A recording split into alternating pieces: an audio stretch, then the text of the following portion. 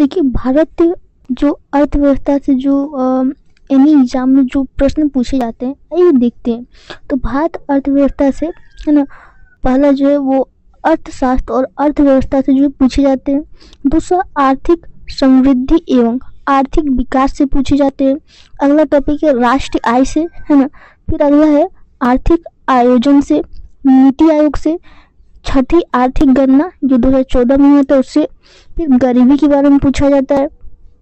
नई आर्थिक नीति के बारे में पूछा जाता है। फिर भारत की वित्त व्यवस्था के बारे में पूछा जाता है। अगला जो है कृषि के बारे में पूछा जाता है। उसके बाद उद्योग के बारे में पूछा जाता है। फिर अगला टॉपिक है विदेशी व्यापार एवं भुगतान संतुलन के बारे में पूछा जाता है। फिर अर्थशास्त्र परीक्षोपयोगी तथ्य के बारे में पूछा जाता है। फिर महत्वपूर्ण आर्थिक जो शब्दावली है उससे और विविध तथ्यों से जो पूछा जाता है। भारतीय संविधान से जो मोस्ट एग्जाम में आता ही आता है, उससे क्या क्या जो है पूछे जाते हैं। तो आइए देखते हैं।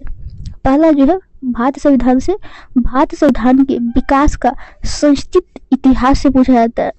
फिर भारत संविधान सभा के बारे में पूछा जाता है। फिर अगला है भारत संविधान की उद्देशिका अथवा प्रस्तावना के बारे में पूछा जाता है। अगला जो है भारतीय संविधान के विदेशी स्रोत से पूछे जाते हैं। उसके बाद भारत संविधान की जो अनुसूची है ना। अगला जो है देशी रियासतों का भारत में जो विलय हुआ था उसके बारे में। अगला संघ और उसका राज्य क्षेत्र के बारे में। फिर राज्यों का जो पुनर्गठन हुआ था उसके बारे में। अगला जो है भारतीय नागरिकता के बारे में। फिर मौलिक अधिकार के बारे में। फिर राज्य के जो नीति निर्देशक सिद्धांत थे उसके बारे में।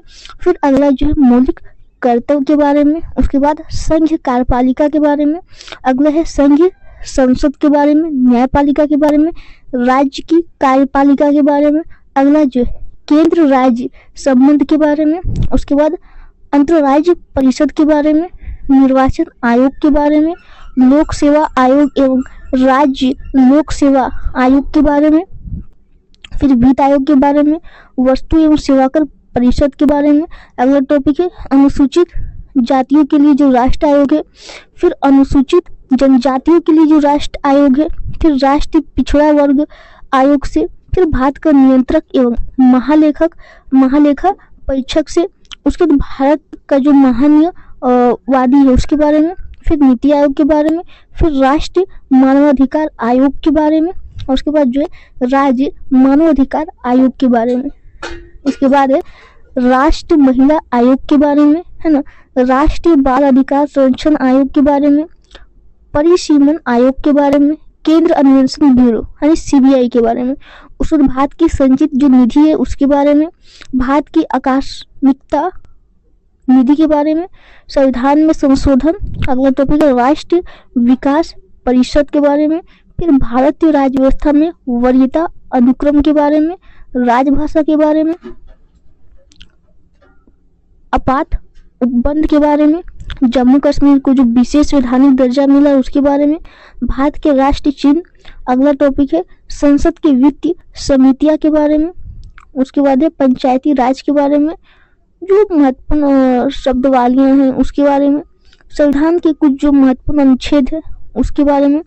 फिर संविधान में जो किए गए प्रमुख संशोधन है उसके बारे में। तो ये जो भारत संविधान से जो है इन टॉपिकों से जो है एग्जाम में जो प्रश्न आते हैं।